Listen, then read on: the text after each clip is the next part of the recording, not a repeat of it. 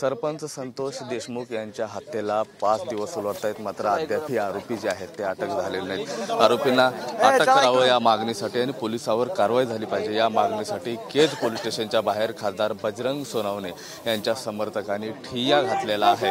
Police स्टेशनच्या विरोधात पोलिसांच्या विरोधात सध्या घोषणाबाजी देताना आपल्याला पाहायला मिळतात। खासदार बजरंग सोनवणे आज बीडच्या दौऱ्यावर होते, पीडितांची त्यांनी भेट घेतलेली आहे। त्यानंतर इथले केज पोलीस ठाण्याचे जे अधिकारी आहेत या अधिकाऱ्यांची देखील त्यांनी संवाद साधलेला आहे आणि आरोपींना कठोरातली कठोर कारवाई जी आहे ते करावी अशी मागणी त्यांनी या ठिकाणी केलेली आहे। मी सध्या पोलीस स्टेशनच्या बाहेर आहे आणि अशा पद्धतीचा जो जमाव या ठिकाणी आपल्याला पाहायला मिळतो।